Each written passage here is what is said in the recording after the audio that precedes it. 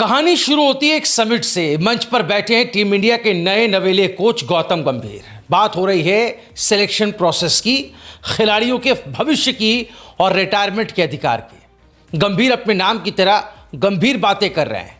वो कहते हैं कि कोच चयन करता नहीं होता। इसके अलावा कहते हैं कि रिटायरमेंट का फैसला खिलाड़ी का होता है। और तो और यहाँ पर कहते हैं कि अगर आप 40 की उम्र में भी रन बना रहे हैं तो कौन आपको रोक सकता है। अब सुनने में तो ये बड़ा बैलेंस्ड और लॉजिकल स्टेटमेंट लगता है, लेकिन जनाब अगले दिन रोहित शर्मा टेस्ट क्रिकेट से संन्यास का ऐलान कर देते हैं।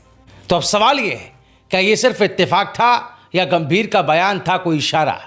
क्या रोहित को पहले ही हवा लग गई थी कि उनका टेस्ट करियर अब खिड़की पर बैठा एक कबूतर है जो उड़ने वाला है, या फिर गंभीर का संदेश था बीसीसीआई को और जवाब आया रोहित से? दोस्तों, क्रिकेट में कई बार मैच से ज्यादा रोमांच हमें ड्रेसिंग रूम और प्रेस कॉन्फ्रेंस में देखने को मिलता है, और ये कहानी उन्हीं पन्नों से निकली हुई है। तो आइए आज की इस कहानी की हम परतें खोलते हैं और पूछते हैं वो सबसे बड़ा सवाल, क्या गौतम गंभीर हैं रोहित शर्मा के संन्यास के पीछे की वजह, या फिर हिटमैन ने खुद ही अपनी विदाई की स्क्रिप्ट लिखी है? हिटमैन जो 2023 में वर्ल्ड टेस्ट चैंपियनशिप के फाइनल में डटे रहे, जो बतौर ओपनर टेस्ट में नई जान फूंक गए थे, उन्होंने चुपचाप इंस्टा स्टोरी में लिख दिया, थैंक यू टेस्ट क्रिकेट। बस इतना ही, और लाखों फैंस के दिल टूट गए। न्यूजीलैंड के खिलाफ टेस्ट सीरीज हार के बाद ही सवाल उठने लगे थे, क्या रोहित शर्मा और विराट कोहली अब टेस्ट फॉर्मेट में फिट हैं? क्या युवाओं को जगह दी जाएगी? और अगले महीने जो इंग्लैंड दौरे के लिए टीम चुनी जानी है, उसमें क्या हिटमैन की सीट पक्की है? दोस्तों, 2013 में जब टेस्ट डेब्यू किया था रोहित ने, तो पहले 2 मैचों में ही 2 शतक बनाए थे।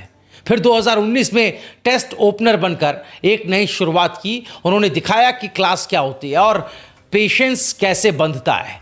लेकिन 2024-25 में जैसे जैसे रन कम हुए, वैसे वैसे शोर बढ़ता चला गया। शोर उनके रिटायरमेंट का, उनको हटाने का। अब ऐसा माना जा रहा है कि रोहित के रिटायरमेंट पर गंभीर ने पहले ही एक इशारा कर दिया था। टीम इंडिया के कोच गौतम गंभीर ने रोहित शर्मा और विराट कोहली का समर्थन किया था। अगले महीने इंग्लैंड दौरे के लिए टीम का सिलेक्शन होने वाला है। गंभीर ने कहा था कि ये दोनों खिलाड़ी टीम में बने रहने चाहिए। उन्होंने ये भी कहा कि टीम का सिलेक्शन करना कोच का काम नहीं है, ये काम सेलेक्टर्स का है।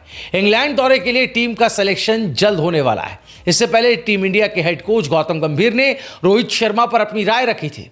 उन्होंने कहा था कि सीनियर खिलाड़ी टीम के लिए इंपॉर्टेंट है और उन्हें टीम में बने रहना चाहिए।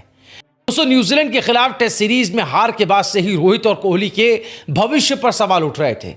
अब जब इंग्लैंड दौरे से नए वर्ल्ड टेस्ट चैंपियनशिप की शुरुआत हो रही है, तो इस चीज़ पर हर किसी की निगाहें थी कि रोहित शर्मा इस टीम में जगह बना पाएंगे या नहीं। गंभीर ने साफ कह दिया था कि जब तक खिलाड़ी अच्छा परफॉर्म कर रहा है, तब तक उसे टीम में रहना चाहिए। उन्होंने ये भी कहा कि टीम का सिलेक्शन करना कोच का काम नहीं है, बल्कि ये सेलेक्टर्स का काम है। जब गंभीर से रोहित और कोहली के फ्यूचर के बारे में पूछा गया, तो उन्होंने कहा कि किसी भी खिलाड़ी को रिटायर होने के लिए मजबूर नहीं किया जाना चाहिए।